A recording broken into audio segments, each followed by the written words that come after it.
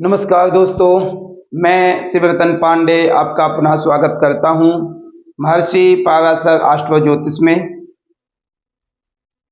आज हम डिस्कस करेंगे मेष लग्न के नवम भाव के मंगल का फल। मेष लग्न के नवम भाव में यदि मंगल हैं या धनु राशि, मेष लग्न के धनु राशि में मंगल हैं तो क्या हमें फल देंगे, क्या अच्छा या क्या बुरा फल देंगे। ठीक है, तो ये आज हम डिस्कस करेंगे। नवमेश कौन है? नवम भाव के स्वामी क्या है? हमारे बृहस्पति हैं। नवम भाव के स्वामी हमारे बृहस्पति हैं।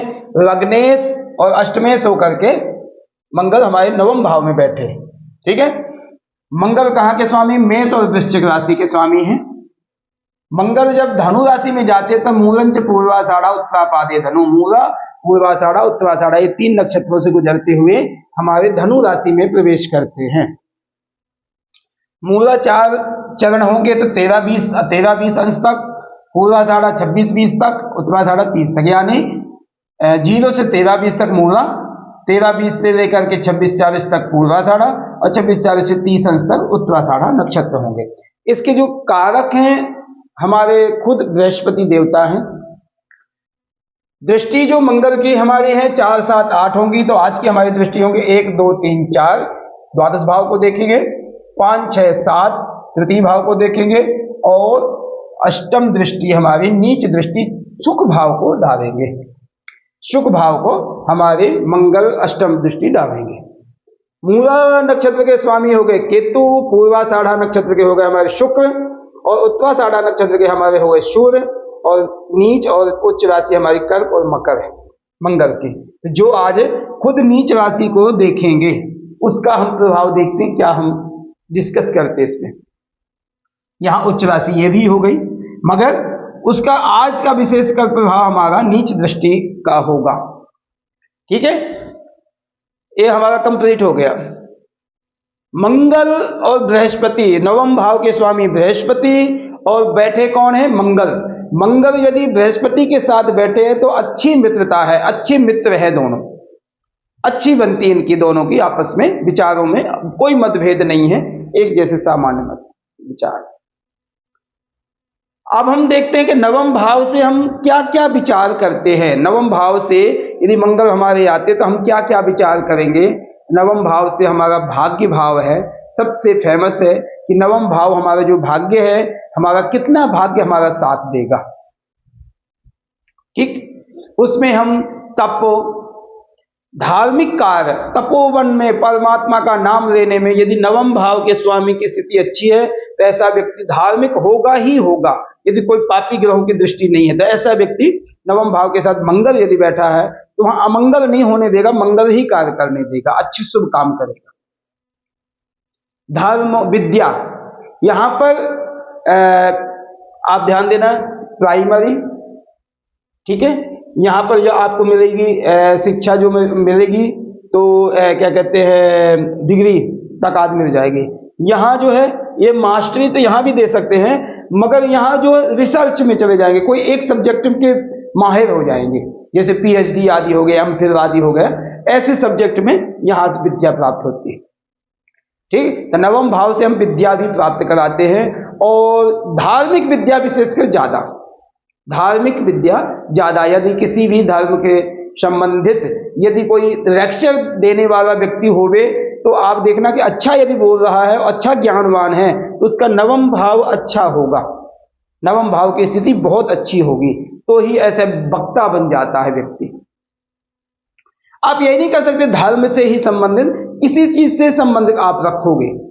अच्छा यदि बोलने वाला व्यक्ति है, सारे व्यक्तियों को इकट्ठा करने वाला व्यक्ति है, तो नवम भाव का यदि कंट्रोल होगा और उसमें बृहस्पति स्ट्रांग होगा तो और बहुत बेनिफिट आपको देंगे।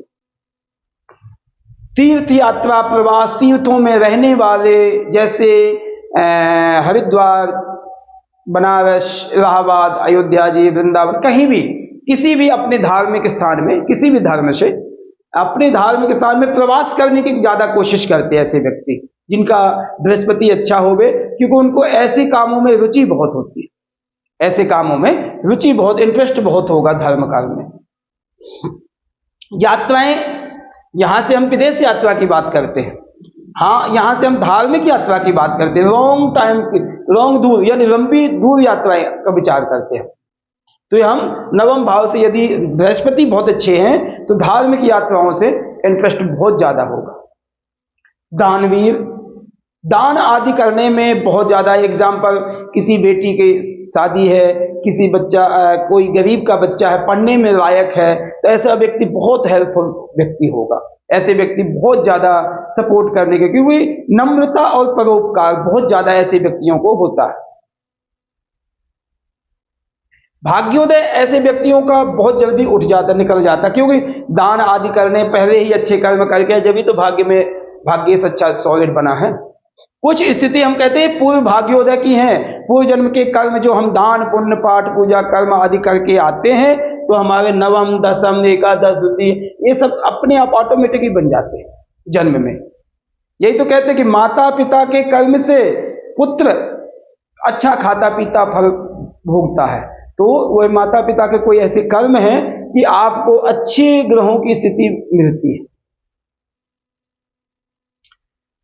पिता से संबंध बहुत अच्छे रहेंगे ऐसे व्यक्ति के। हाँ, एक चीज में थोड़ी कमियां रहेंगी, मगर पिताजी में, पिता से संबंध बहुत, पिता पुत्र के संबंध बहुत अच्छे होंगे ऐसे व्यक्ति जिसके मंगल नवम में बैठा। मगर उसमें थोड़ा अड़ियल स्वभाव होगा, जिद्दी होगा, कि एग्जाम्पल कोई बचपना है तो छोटे मोटे चीजों को पूरा कर देगा, मगर यदि बड़ा हो गया, एग्जाम्पल डिसीजन लेने लायक हो गया, तो कुछ बातों में पिता की पूरी रिस्पेक्ट करेगा, पिता के सामने कभी बोलेगा नहीं, मगर ये चीज होगी कि मैं ये काम करना है या कर दिया तो कर दिया, फिर वो पीछे हटने वाला नहीं है। पिताजी कहेंगे भी तब भी वो चाहे जैसे मना लेगा। तो यानी थोड़ा अड़ियल स्वभाव होगा कि मंगल का स्वभाव ही ऐसा है, मगर पिता से संबंध बहुत अच्छे, रिस्पेक्टेड करेगा, रिस्पेक्ट, पूरी रिस्पेक्ट करेगा। पिता का ही नहीं, सबका, बड़ों का भी आदर काफी अच्छा करेगा, क्योंकि नवम का इसमें जो भी चीजें मैंने आपको बताई है कि बहुत अच्छी है, उसमें दो कारण है, वो मैं बताता हूं। एक तो भाग्य में बैठना बहुत बेस्ट है, और केंद्र के स्वामी को त्रिकोण में बैठना और केंद्र के स्वामी को त्रिकोण से संबंध बनाना, ये राजयोग है, ये बहुत बड़ा राजयोग है। इनकी दशाएं आ गई, मंगल की दशा आ गई, बृहस्पति की दशा आ गई, सूर्य की दशा आ गई, तो आपको बेनिफिट ही देंगे। भाग्योदय ऊपर ही उठेगा, नीचे नहीं आने वाला, आपको बेनिफिट ही मिलेगा, नुकसान कुछ नहीं होने वाला, आपको फायदा ही करेगा।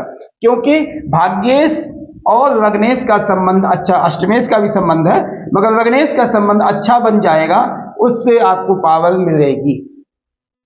ओके, अब हम दृष्टियों की बात करते हैं। मंगल की दृष्टि 1 2 3 4, 4 दृष्टि, चौथी दृष्टि वहां पर भी बृहस्पति है, वहां के स्वामी भी बृहस्पति हैं, वहां पर फायदा करेगा, आपको मोक्ष का साधन बनाएगा। यहां दान करेगा तो यहां मोक्ष मिल जाएगा उसको, लंबी यात्राएं कर देगा, अच्छा पढ़ लिख के जाएगा तो यहां पर फायदा कर जाएगा। व्यक्ति को लंबी यात्राओं करने का, प्रवचन करने का, कोई एजुकेशन के स्पीच देने का अवसर प्राप्त होगा, जाकर के विदेशों में प्रचार करेगा अपने धर्म का। और एक बात का ध्यान देना, यदि लग्नेश जाकर के भाग्य में बैठ गया, भाग्य का स्वामी अच्छा है, तो अपने धर्म पर, जिससे धर्म से रिलेटेड व्यक्ति बहुत अड़ियल स्वभाव का हो जाएगा कि मैं यही धर्म बेस्ट है, अपने धर्म को मतलब रक्षा करने वाला व्यक्ति होता है। कहते धर्मो रक्षति रक्षता, अपने धर्म की रक्षा करने वाला व्यक्ति ऐसा होगा। एक तो वैसे भी सॉलिड हो गया और धर्म में बैठ गया तो अपने धर्म की रक्षा करेगा। यदि कहीं भी लड़ना झगड़ना भी पड़े या कुछ भी हो तो मंगल एग्रेसिव चाहे हो जाए, अपने धर्म के पीछे कर सकता। चतुर्थ दृष्टि यहां पर पड़ेगी, यहां पर व्यय थोड़ा कराएगा, यात्राओं में होगा व्यय, खर्च होगा, मगर एक साधन भी बन सकता है। एक बात का ध्यान देना, यात्राओं के द्वारा ही वो पैसा कमा सकता है, अपना अर्जन करना यानी अपने पेट भरने की कोशिश कर सकता है ऐसा व्यक्ति, और उसको बेनिफिट ही मिलेंगे। क्योंकि द्वादश भाव से हम लंबी यात्रा देखते हैं, यहां से हम भाग्य देखते हैं, तो भाग्य और द्वादश का संबंध हो जाएगा, तो लंबी यात्राओं से विदेशों से जाकर के वहां पर अच्छे कार्य करके, अपने धर्म प्रवृत्त करके, धर्मों को बढ़ावा दे करके पैसा कमा सकता है। उसके बाद हमारी सप्तम दृष्टि पड़ेगी तृतीय भाव को, 4 5 6 7। तृतीय भाव को यदि हमारी दृष्टि पड़ेगी मंगल की, पराक्रम को बढ़ावा देगा, पराक्रम को बढ़ावा देगा, बेनिफिट्स आदि अच्छे देगा। और यदि तृतीय में बुध की अच्छी स्थिति है तो पारिवारिक जीवन में भी बहुत अच्छी स्थिति पैदा करेगा। पारिवारिक जीवन में भी यानी भाई बहन आदि से पराक्रम अच्छा संबंध रखेगा, इज्जत मान सम्मान करेगा, साहसी बना देगा। तो ऐसे कामों में बेनिफिट्स आपको मिलेंगे। अष्टम दृष्टि आएगी मंगल की चतुर्थ भाव को, ये माता का शुभ का भाव है। इसमें थोड़ी कमियां आएंगी क्योंकि मंगल की नीच दृष्टि होगी। यदि यहां पर चतुर्थेश यानी चंद्रमा बलवान है, चतुर्थेश यदि चंद्रमा बलवान है फिर तो आपको फायदा कर जाएगा, इतनी दिक्कत नहीं आएगी। नहीं है सुख साधनों में कमियां आएंगी, मंगल की दृष्टि खराब करेगी।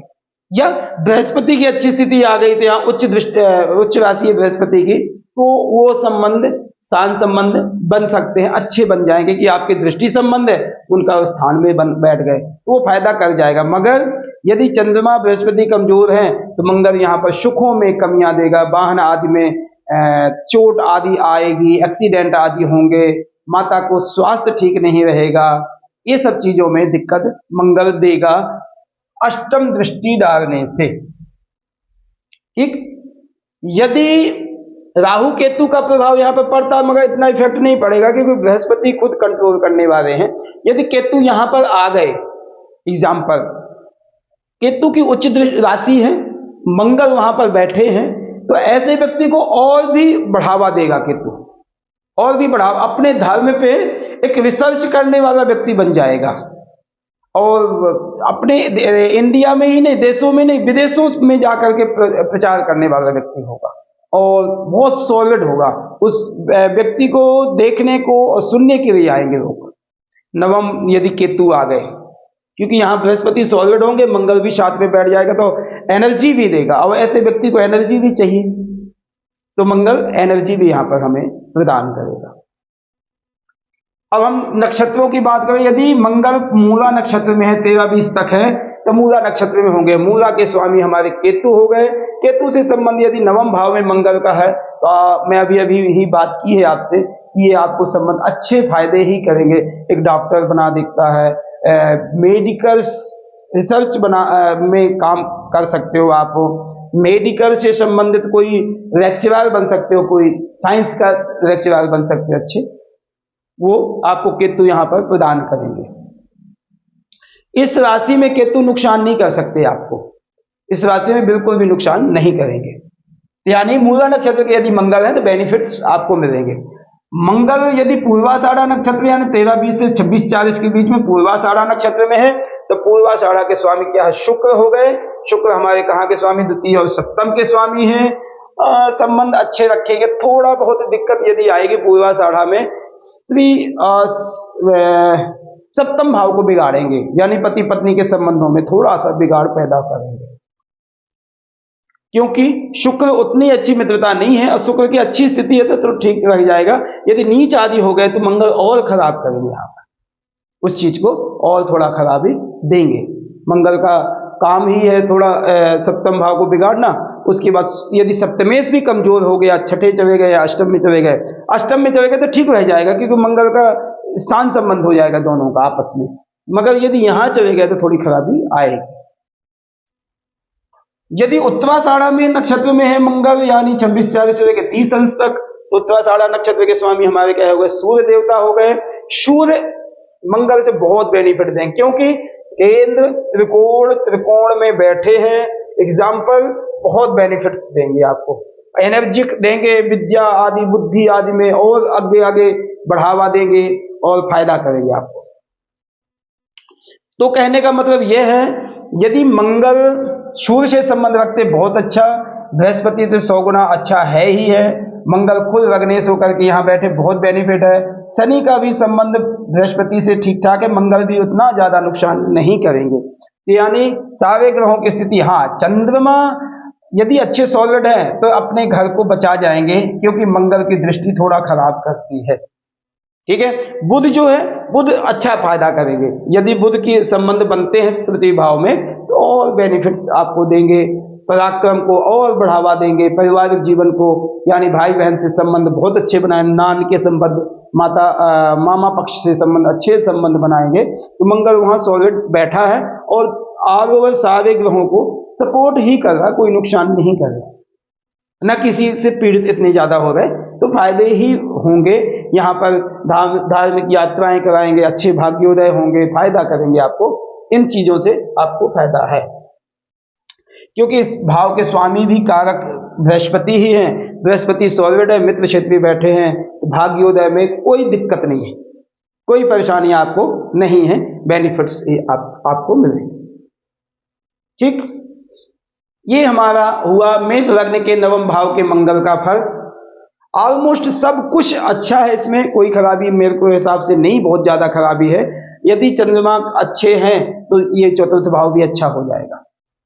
ठीक, अब हम यदि मंगल को नवम भाव के बैठ करके कोई विचार करें कि कोई क्या उपाय करना है, यहाँ बहुत कुछ करने की आवश्यकता नहीं है।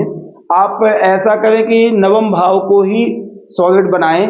तो आप मंगलवार और बृहस्पतिवार को ज़्यादा से ज़्यादा आप हल्दी डाल करके अपने पानी में स्नान करें, जिससे धार्मिक और बनोगे तो नवम और सॉलिड बनेगा, जिससे आप मंगल कार्य करने में सपोर्ट करोगे, बेनिफिट्स आपको मिलेंगे। तो आप मंगलवार और शनिवार को हल्दी पार करके स्वयं खुद नहाओ, तो उससे आपके सारे काम धीरे धीरे बनते ही चले जाएंगे, कोई बिगाड़ पैदा नहीं होगा। ठीक है, धन्यवाद। मैं आपसे अपील करूंगा कि आप हमारे महर्षि पाराशर एस्ट्रो ज्योतिष को ज़्यादा से ज़्यादा सब्सक्राइब करें, कमेंट करें, बेल आइकन की बटन दबाएं, अपने इस चैनल को ग्रोथ दें, क्योंकि अभी नया है और हम प्रयास कर रहे हैं। आप भी हमारा सपोर्ट करें, सहायता करें, जिससे बहुत जल्दी से जल्दी हम ग्रोथ करेंगे। और हमारा जो ध्येय है बहुत कुछ करने का है। इन सब चीज़ों में बहुत कुछ हम अपनी डिटेल बना के आप रखे हुए हैं, आपको अवश्य देंगे, जिससे आपका जीवन बहुत अच्छा सुखमय जीवन व्यतीत करेंगे आप, और अच्छे नॉलेज आपका ज्योतिष में हो जाएगा, यह मेरी कामना है। धन्यवाद, नमस्कार।